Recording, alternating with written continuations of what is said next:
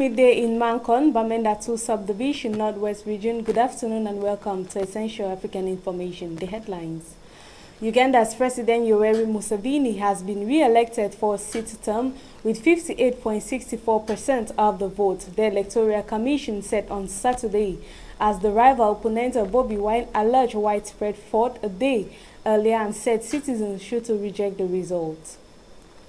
Rwandan authorities have announced closure of a nursery, primary and secondary schools in the capital Kigali as numbers of coronavirus cases continue to rise. And in sport, the longest-standing leader in CAF's history was recognized in his home nation, Cameroon, 3 years after his replacement in a special ceremony on the eve of the country's hosting of the African Nations Championship, that's CHAN. Stay tuned for these stories will be yours in the minutes right ahead.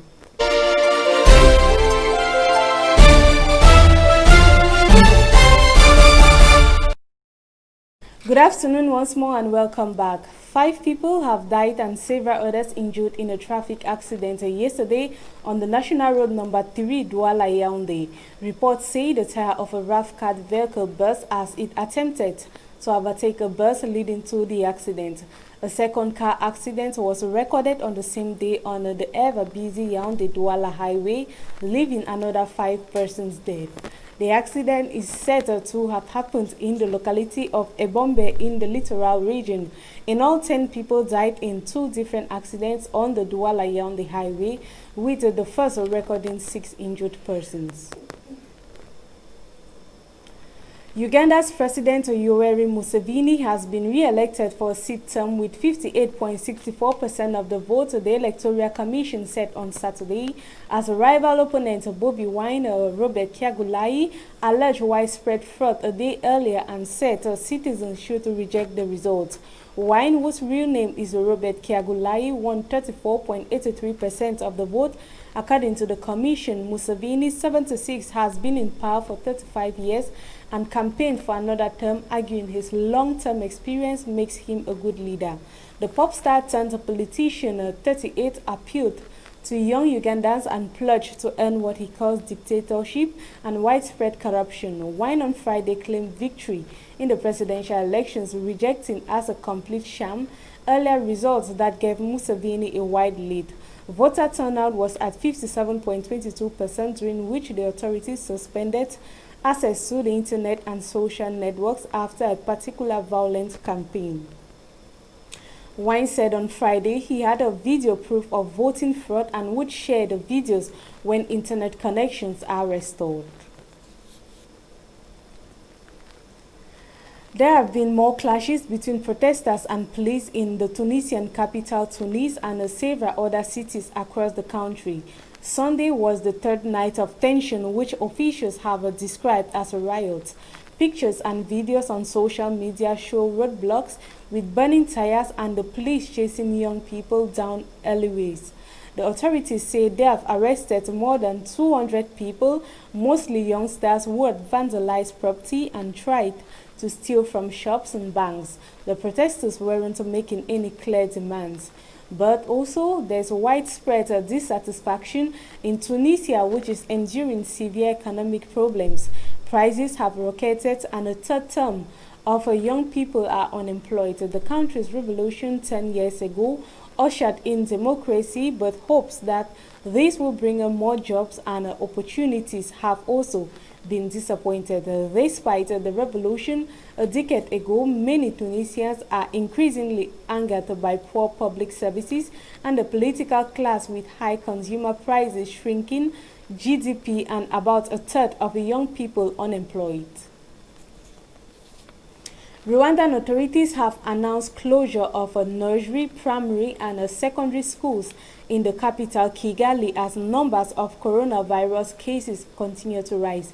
The closure takes effect on Monday, January 19th. Education Minister Valentin Uwemaria said schools in other provinces will close if more cases are confirmed today. Schools were reopened in November after 8 months closure. Coronavirus pandemic cases are on the rise in the country, with more than 1,000 new cases and 22 fatalities reported in the last 7 days. The country has so far confirmed 11,032 cases with 142 deaths. The government has ordered public hospitals to treat COVID-19 patients with their widely used community-based health insurance. Doctors in Sudan say more than 80 people have been killed in 2 days of fighting between rival ethnic groups in Darfur region. Hundreds more have been injured during the unrest in El Guinea.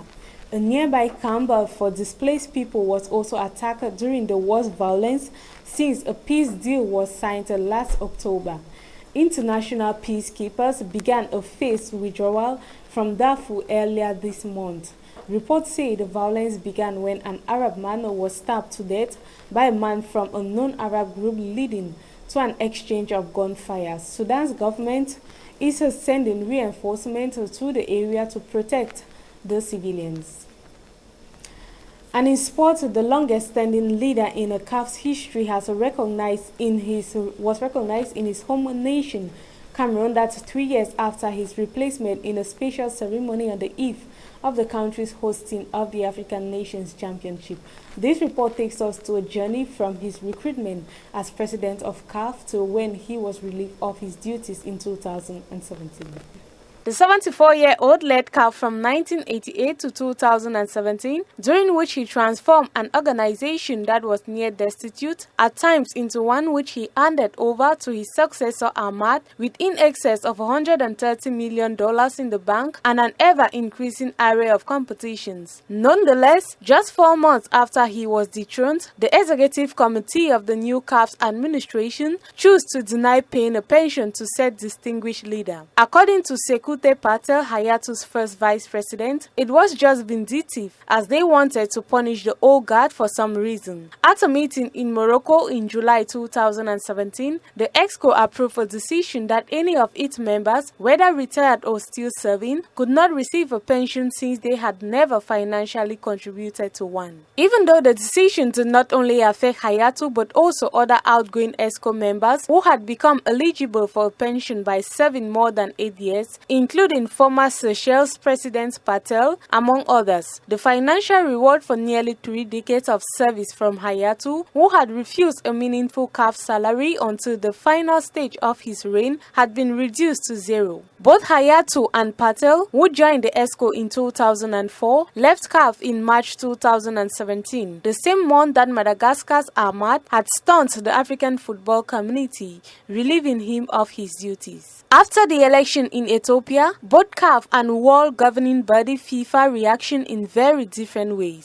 In May 2017, CAF bestowed on Hayatu the title of Honorary Vice President, a role he had fulfilled for decades since the CAF president automatically assumed such a position at its Congress in Bahrain. 2 months later, while approving bonuses for themselves amounting to $60,000 for regular EXCO members and $70,000 for vice president and $80,000 for the president, CAF's EXCO effectively stopped Hayatu's pension. Shortly after CAF informed him in August 2017 that his pension would not be granted, Patel took his case to the Court of Arbitration for Sport. During this time, his case was being heard between August 2017 and March 2018. Meeting minutes showed that the EXCO in January 2018 determined a new sort of pension in the form of end-of-services bonus. On January 15, such a role will be put to one side when the Cameroonian, who has stayed out of the limelight since 2017, will be recognized by the organization to which he devoted most of his working life. The ceremony will see the Hayatu received by Democratic Republic of Congo's Constant Omari, CAF's acting president after Ahmad became the first CAF ruler to be banned by FIFA for 5 years after being adjourned to have reached its code of ethics. It is unclear whether this suspension, which he is appealing, will affect his own end-of-term bonuses.